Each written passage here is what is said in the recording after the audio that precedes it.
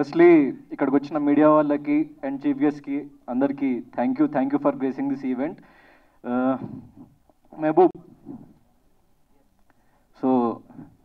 మెహబూబ్ నాకు big boss కంటే ముందు నుంచి తెలుసు, కానీ అంత క్లోజ్గా పరిచయం లేదు. కానీ సీజన్ 8లోకి వచ్చిన తర్వాత ఇద్దరం ఒకటేసారి వైల్డ్ కార్డ్గా లోపలికి వెళ్ళినాం. దాని తర్వాత కొన్ని వీక్స్ కలిసి ట్రావెల్ చేసినాం. సో అప్పుడే మనోడు చెప్పేటోడు అనమాట, ఈ సాంగ్ ఒకటి వస్తుంది చాలా బాగుంటుంది, like different parts of like the world we travelled and చాలా బాగా వచ్చిందని చెప్పేసి. సో నేను డెఫినెట్లీ లైక్ మనోడి ఓల్డ్ సాంగ్ చూసిన నమ్మకం ఉండే. సో మెయిన్గా నేను ఇక్కడికి రావడానికి one of the reason Mehboob and Satya. So తను కూడా నాకు ముందు నుంచి తెలుసు. బిగ్ బాస్కి రాకముందు నుంచి ఒక చిన్న ఇన్సిడెంట్ నాకు గుర్తుంది.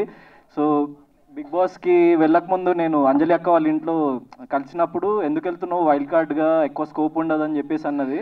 సో ఏం కాదు పర్లేదు ట్రై చేద్దాము, ఏదో వచ్చింది కదా ఆపర్చునిటీ అని చెప్పేసి వెళ్ళిన తర్వాత తనే వచ్చి నెంబర్ 1లో పెట్టింది.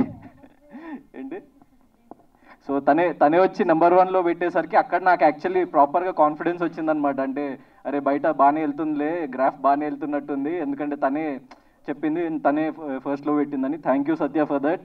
అండ్ భార్గవ్ మనోడు ఎక్కడ ఉంటాడు అనుకుంటుండ్రు, మా ఇంటి పైనే ఉంటాడు. సో ఎవరిని తప్పించుకోలేకపోయినా భార్గవ్ని తప్పించుకోలేము. సో ఖచ్చితంగా రావాలని చెప్పేసి ఫిక్స్ అయినా. జోక్స్ అపార్ట్, అది కాదు రీజన్.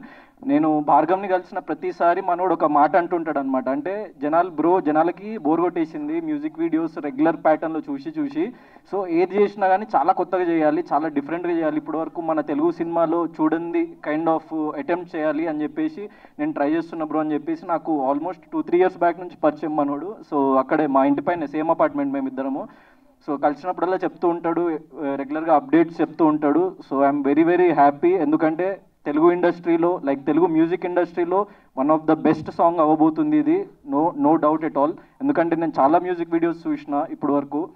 సో దాంట్లో ఒక స్టెప్ అహెడ్ తీసుకెళ్లేలాగా ప్లాన్ చేసినందుకు Mehboob, Bhargav, Satya, so thank you from like independent artist. ఎందుకంటే మీరు ఇంకా పెద్ద గోల్స్ ఇస్తున్నారు ఆర్టిస్ట్కి, అరే మీరు ఇంకా బాగా చేయాలి భయ్, సో ఫర్దర్గా అని చెప్పేసి మీరు ఒక టార్గెట్ త్రో చేస్తున్నారు చూడు దానికి. So thanks lot. And song మాత్రం చాలా బాగుంది. సో ప్లీజ్లకి ఎక్కువ అవకాశాలు ఉండవు, లేకపోతే బిగ్ బాస్కి వెళ్ళొచ్చిన తర్వాత ఎక్కువ అవకాశాలు ఉండవు అంటారు. So depends on person to person. కానీ అవకాశాలు వస్తాయా రావా అని ఎదురు చూడకుండా చాలామంది లైక్ వాళ్ళ అవకాశాలు వాళ్ళు కల్పించుకొని వాళ్ళు కొత్త కంటెంట్ క్రియేట్ చేసి మీ ముందుకు తీసుకురావడానికి కొంతమంది ప్రయత్నిస్తున్నారు. దాంట్లో మెహబూబ్ కూడా ఒకడు. So because I have seen him ఎక్కడి నుంచి ఎక్కడికి ఎదిగిండు అన్నది. సో నాకు ఒక చిన్న మాట గుర్తొస్తుంది, పిడిదెబ్బలు తినందే ఇనుము కత్తవ్వదు అని చెప్పేసి అంటారు. సో మనోడు ఎన్నో లైఫ్లో పిడిదెబ్బలు తిని ఇక్కడ వరకు తనని తాను తీర్చిదిద్దుకొని ఈ స్టేజ్ వరకు వచ్చిండు. సో మీరందరూ ఆ జర్నీ చూసి ఉంటారు, ఎందుకంటే he started with TikTok, Instagram, dub smash, దాని తర్వాత మ్యూజిక్ వీడియోస్ చేసిండు, యూట్యూబ్. అంటే ఇది అది అని కాకుండా ఒక సపోర్ట్ లేకుండా, బ్యాక్గ్రౌండ్ లేకుండా పైకి రావాలి అంటే జనాల్లోకి వెళ్ళాలి రా భయ్. సో జనరల్ ఆడియన్స్ మనల్ని చూడాలి, మన కంటెంట్ని చూడాలి అని ఏదైతే తపనతోని తను వర్క్ చేస్తున్నాడో దానికి really hats off Mehboob. So you will definitely grow even bigger and bigger. And గట్టి కొడుతున్నావు ఈ సాంగ్తోని. అండ్ ఫర్దర్గా సినిమాతో కూడా గట్టి కొట్టాలని చెప్పేసి మనస్ఫూర్తిగా ఆశిస్తూ. So once again congratulations Mehboob, Satya and Bhargav. Thanks lot.